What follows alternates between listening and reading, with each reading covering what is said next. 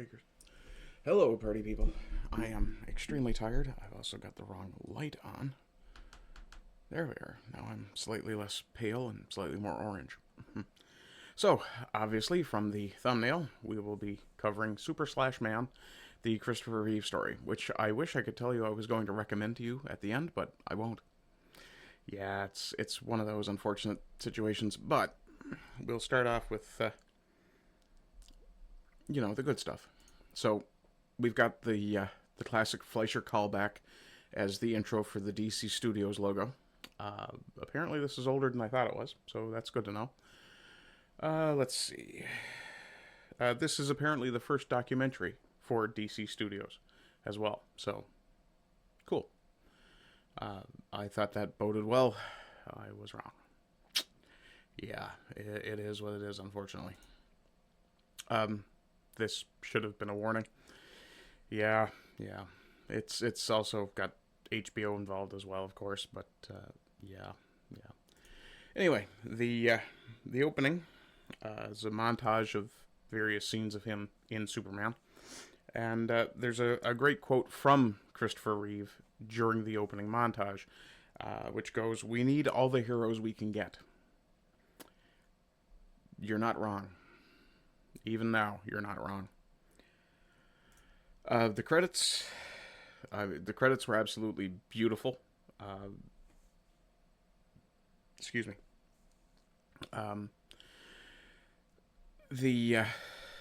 This is actually the least beautiful part of the credits, but I'm going to not mention or not show too many visuals from the opening credits sequence because they end up coming up later as chapter headings, or chapter markers, I suppose. So there's lots of family home movies. I'm guessing Reeve himself was a fan of the camcorder, which isn't much of a shock. I mean, it was the 80s after all, so yeah. I believe this is his youngest here. And of course, they do fairly immediately get to the accident. One thing I will point out, and I'll talk more about it later, there's some disjointment in the way that this narrative is presented. It's not really presented in such a way that it forms a coherent story super well, and I have other issues with... Now, again, and I'll say this again later as well, I don't normally review documentaries, so yeah, but they did call it Super/Man, the Christopher Reeve story, and to me that means that they're telling a story. You don't tell a story the same way that Quentin Tarantino makes a movie. You want a beginning, middle, and end. You don't want middle and beginning. And there's a little bit of that here. This is Christopher's mother. Apparently, and I wasn't aware of this, but there was a bit of a disagreement in the family after he had his accident, and while he was still comatose and on life support, that they were discussing possibly cutting him off of the life support. This ended up being something that Reeve himself actually discussed with his wife at the time. So, yeah, there's a little bit of a heart yank there, but it doesn't last very long, unfortunately. That's another issue I have with this entire arrangement in this film. The moments of deepest emotional impact are either derailed fairly immediately, and generally by a single individual being inserted, or they don't build quite the way one would organically expect them to. They kind of build to a point and then are either, as I said, derailed or avoided. Yeah, it's not really great. One fact that I was aware of nebulously, but that I really found endearing, to say the least, is the fact that Christopher Reeve and Robin Williams were extremely close friends. Really, from their youth, they were roommates at Juilliard together and were friends their entire lives, or at least Reeve's entire life. Let's see.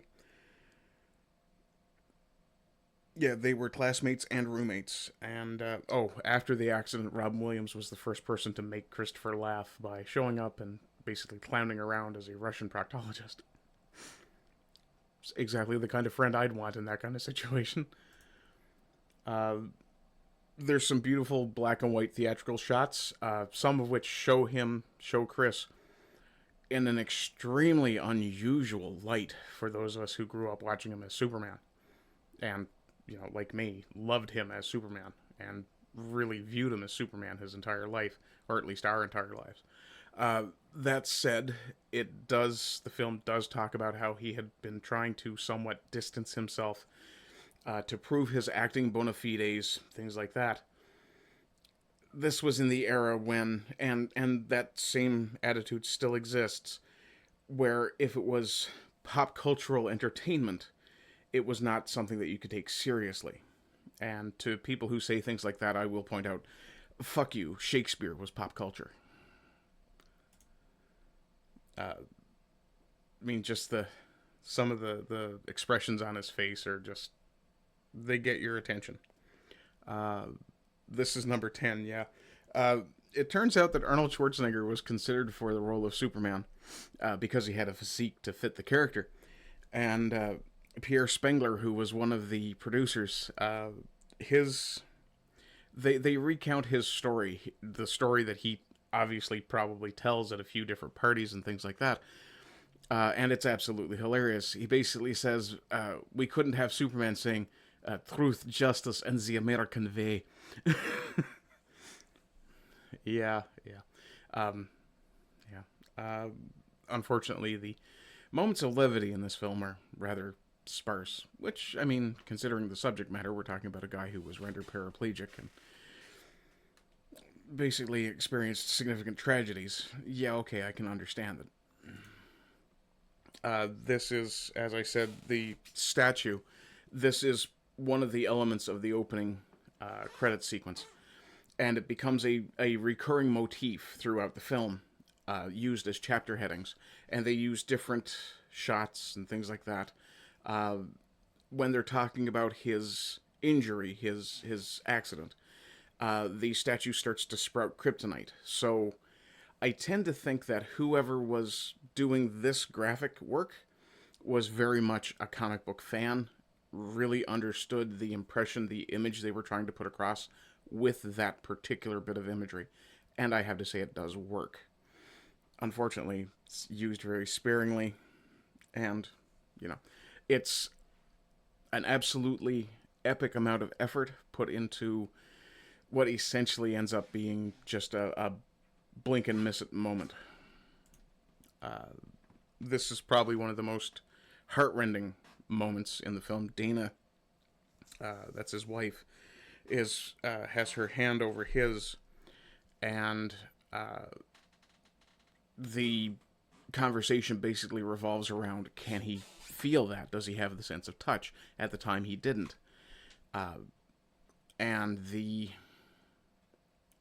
line that she says is, I can feel him, but he can't feel me. And then they cut to a shot of Chris's face, and you're kind of like, no, I'm sure he can feel you. It's just he can't do it with his body.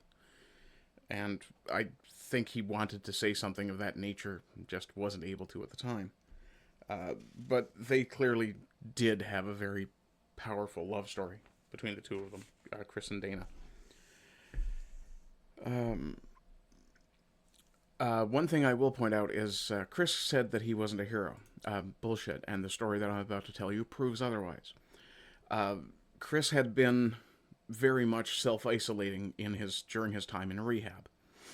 When he got to the point that he could move around and was trying to wean himself off a ventilator, or respirator rather, when he had weaned himself off, he heard this story of this small boy who had attempted to wean himself off the respirator ventilator. I'm not sure exactly what the proper term is here, but he had attempted to wean himself off at least twice, and the doctor had said he had given up. He didn't want to fail a third time, and Chris offered to speak to him and gave the kid some encouragement to the point that the kid decided to try again.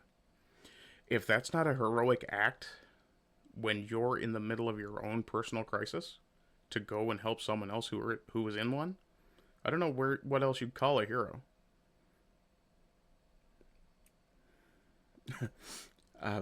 I'm trying to inject a bit of levity here. David Prowse, the man in the Darth Vader suit, is the one who trained Chris for the role of Superman, who helped him bulk up and build the form that he had. As Chris said, he was a string bean, and Superman isn't a string bean. One of the things that I wanted to point out, and it's kind of hard to do it here because I can't really take a clip from the film, copyright issues, but you can tell by the way that he's standing here that he's kind of hunched and a little drawn in.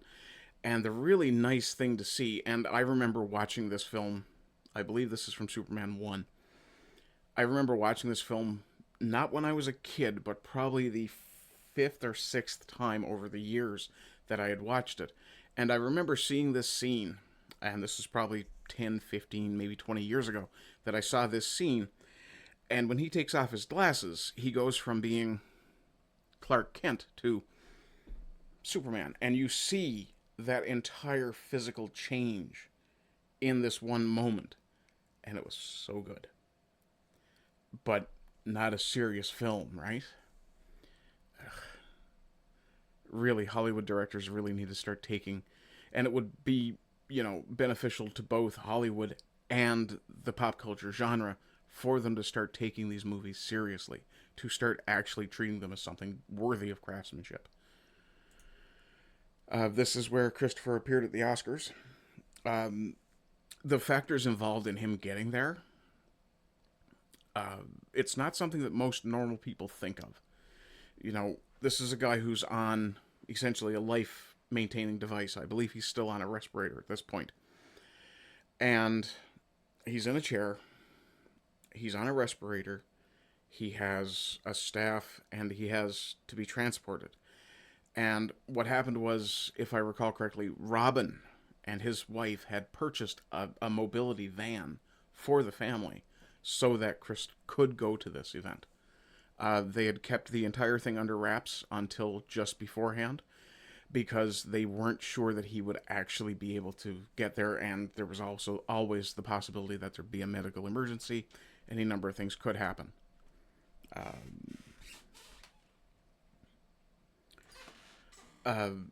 Fatherhood, he does talk about how intimidating it was for him to be a father. He came from a broken home, and such is life. Let's see. Superman 4. He had already started to lose heart in the character because he felt that it was damaging his acting reputation, which, to be fair, it was, but not because of anything he was doing, because of the attitude of Hollywood. And when he ended up having to do Superman 4, I guess, you've got to pay the bills, he really didn't enjoy doing that. And I can't say I blame him. I didn't enjoy watching it. So, and, Superman 4 came out in, 87. I was 11 years old, and I could tell how bad it was. Yeah, so... yeah. Let's see. Oh, this is him driving away from his family. The mother of his first 2 children, they weren't married. But it ended up coming to a point where it just wasn't working out for the 2 of them, and they ended up splitting. This is him getting in the car to leave. Supposedly, this may have been him leaving for just a random acting trip. It's just the way they presented it in the film. This is the quote. Let's see, where am I here? It's an ironic quote given how he was after his fall. He was very much a heroic figure after the fall. He says at one point in the film that he had to break his neck to learn a bunch of things. It's kind of unfortunate, but in some cases, adversity does tend to teach us some lessons. And this is just another one of those beautiful visuals using the animated statue from early on. This is the person who every time she's put in the film, she brings the tone down. early on when they're talking about Chris first getting the job as Superman, she's talking about how he was very masculine, and someone could have easily gone over the edge to toxic masculinity. Really? Toxic masculinity, Susan? Shut the fuck up. Let's see. Yeah, this is the note that I left for myself here. There are a few off points in the film, two of which, and at this point it was these two, of which are quotes of Sarandon that I would have cut as they drag the tone off the center line. Yeah, there's a slowly building tone where they're talking about, he's overcoming what had happened to him and things like that, and there's a little fallback, but that's another issue with the disjointed nature of this. It's temporally out of order. And you can't tell a human being's story temporally out of order because that's not how human beings work. And every time they put Sarandon on the screen, and I didn't intentionally take this really shitty screenshot of her, it's just the one I grabbed. Didn't realize it at the time, but those eyes. But yeah, every time she's on screen or even voiceover, it just drags the film down. At one point, Christopher Reeve, because he was becoming very much pro stem cell, he had been pushing for research and things of that nature, and had the hope that stem cell research would lead to him being able to walk again. And I mean, even now, 20 years, 30 years after his death, 20 years after his death. He died in 94? No, that can't be right. No, but decades after his death anyway. There's still a lot of unknowns about stem cells, a lot of questions about whether or not they can do what they were purported to do. The research needs to be done.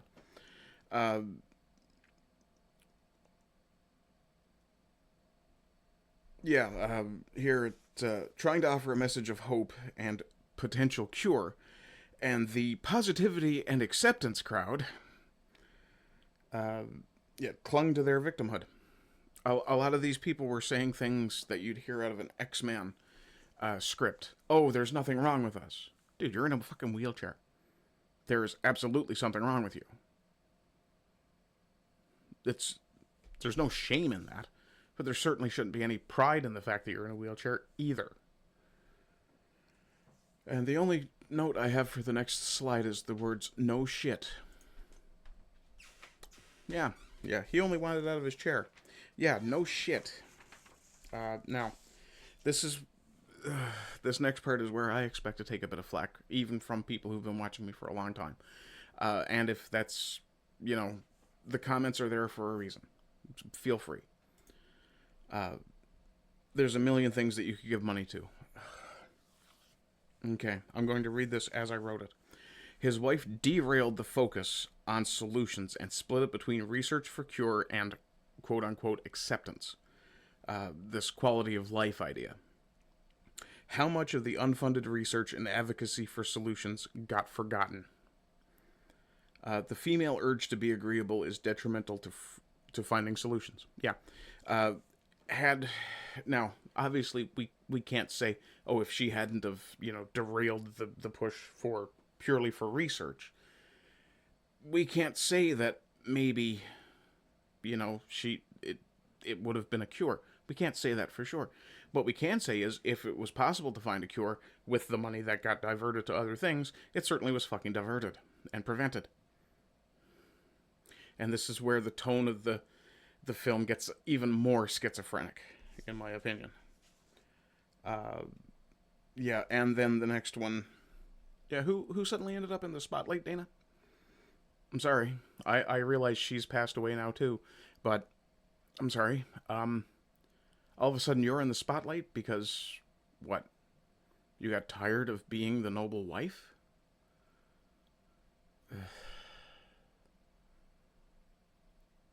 One of the things too, it's now they suddenly start to explore Dana and Chris's backstory, their relationship as it built and as it was formed. Why are you doing it now when you showed us earlier that they were a real love story? Why are you taking an illusion you built earlier and destroying it now? And why is it so very, very chronologically juxtaposed? What else are we looking at? Feels disjointed, especially this. Yeah, more mythologizing.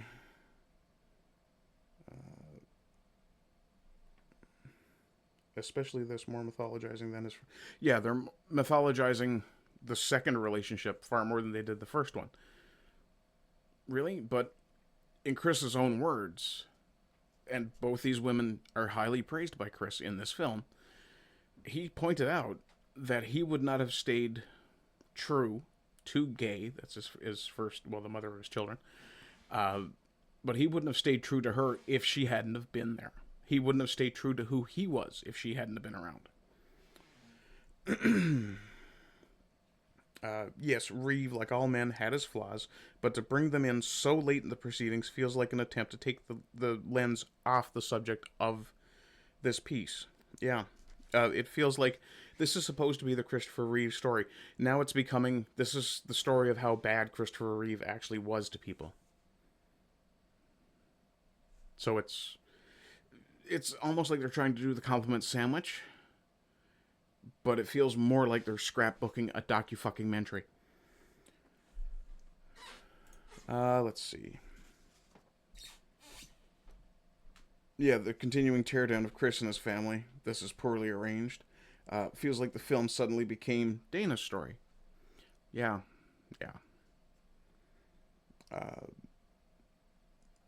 And that's fine.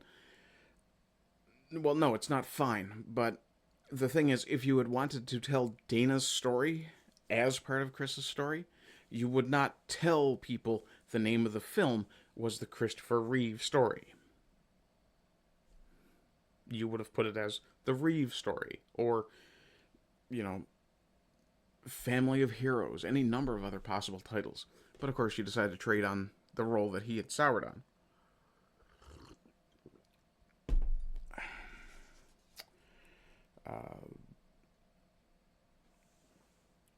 What is this one? Yeah, regaining movement, hope returning. This is where the momentum of the film starts to become a little more positive, and then is immediately torn to pieces. Previous chapter, Dana's spotlight, still feels out of place. Yeah, and it continued to feel out of place, and the whole film continued to feel disjointed, just because of the way that it was dealt with. I wrote here, men live for the fight. Look at the exultation in his face. Now this is him, what he's doing here in this shot, the shot right before they show him managing to do just this. Just to do that. And at the point that he was at, he hadn't been moving. So that was a massive victory for him. And you can see the struggle on his face, but you can also see the exultation in the fact that he is seeing it work. Guys live for the fight. It is absolutely true. Sorry again. Every time Susan Sarandon appears, she is an absolute down note, whether referring to Reeve or Robin Williams. Yeah.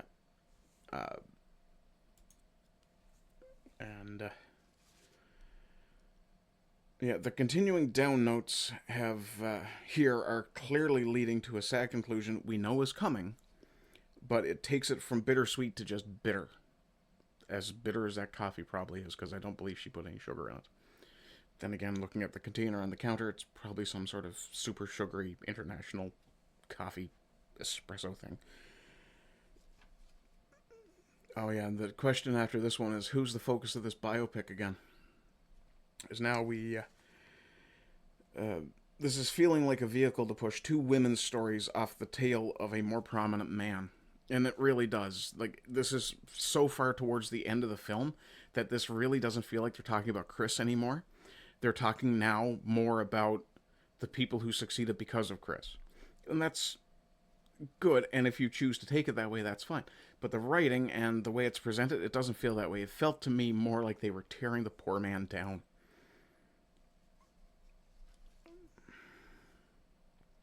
Piece of wisdom. The essence of life are the relationships you build. That's absolutely true. The fact that he... Oh, yeah, this. Next, this is something that should be considered absolutely impressive in my opinion. The fact that he was in a wheelchair and taught his son how to ride a friggin' bicycle. That's amazing. Uh, yeah. Oh, a little poignant moment for me as well. Also, if you've already seen my other video from today, you know why this is a little poignant to me. But dogs are just absolute loyalty, aren't they?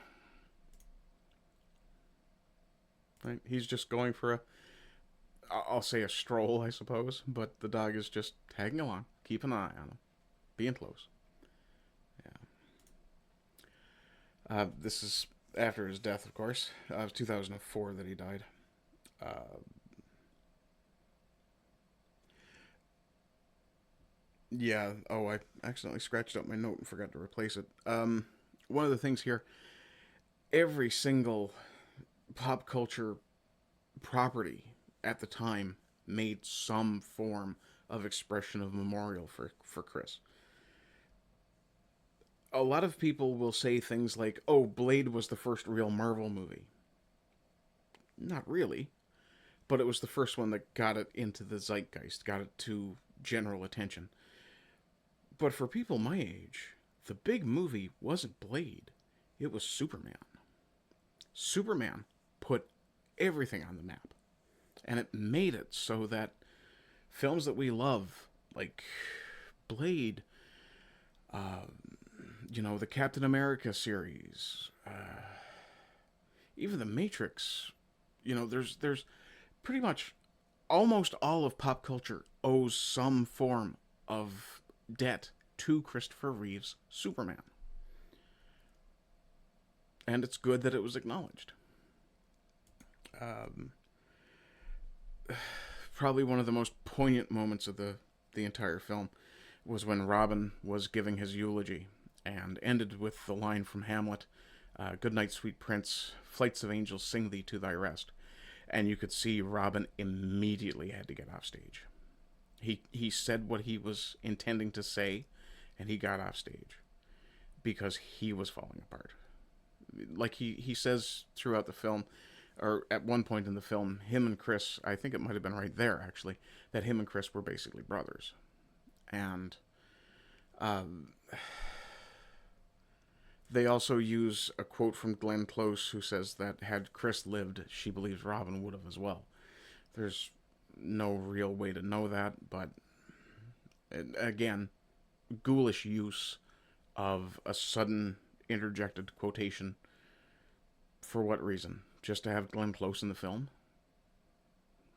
Feels kind of ghoulish, like I said.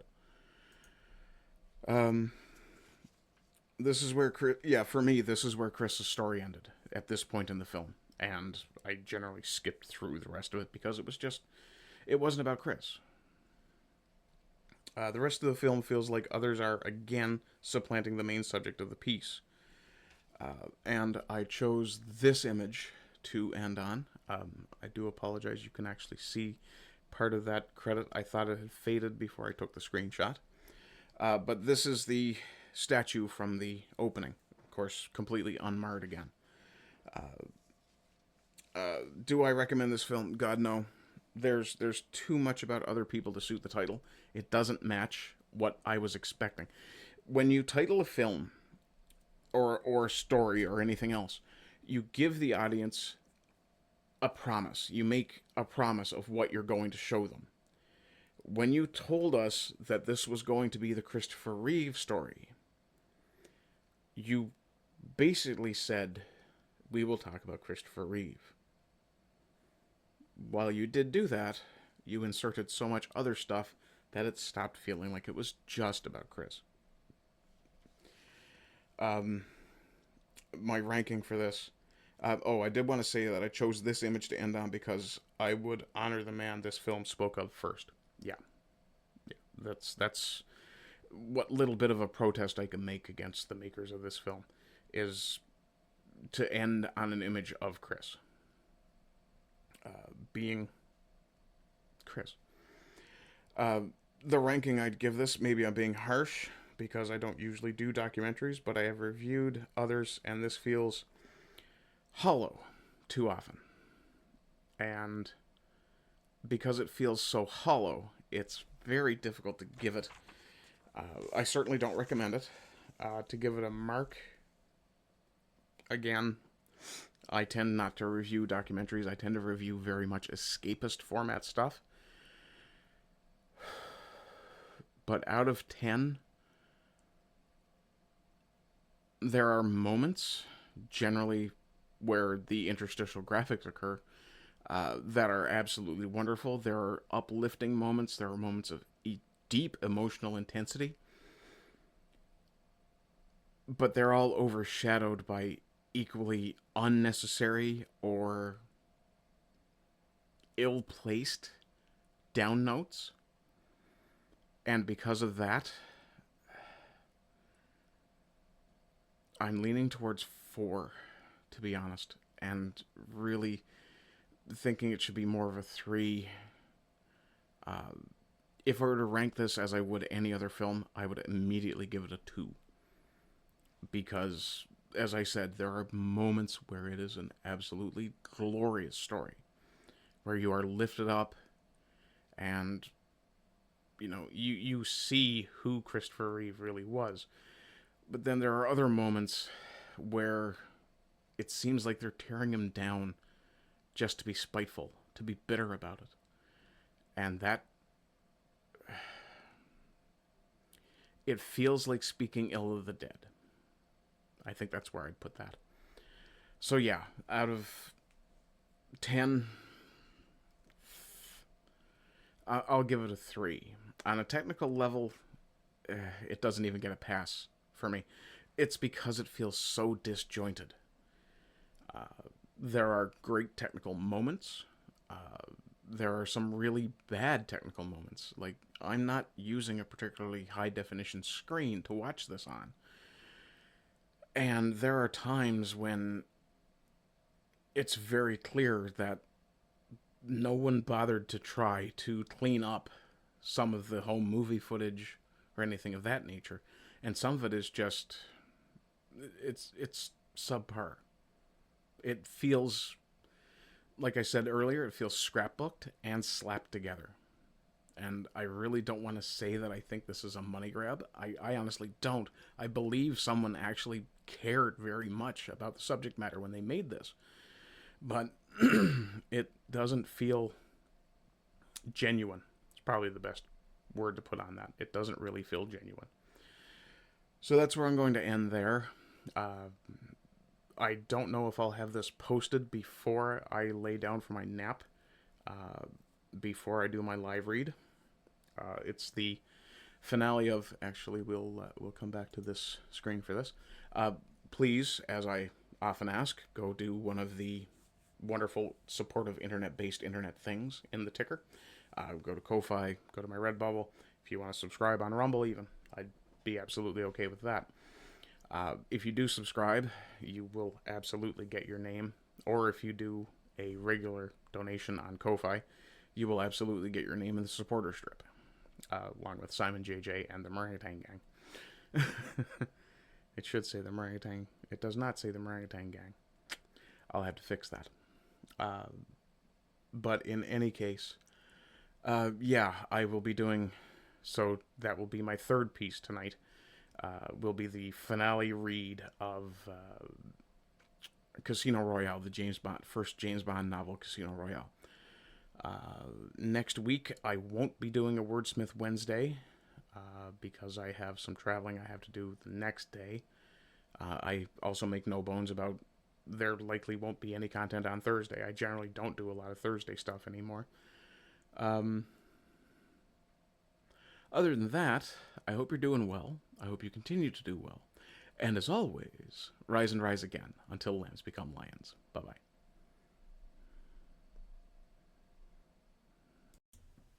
Hello, party people. So, you've probably just finished watching one of my videos, and I appreciate your time.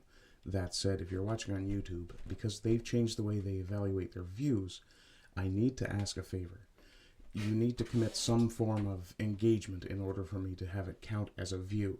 because for some reason YouTube no longer thinks watching something counts as a view. They need some form of engagement to prove you actually watched it. So like, comment, follow, share, subscribe. Any of those things would be appreciated.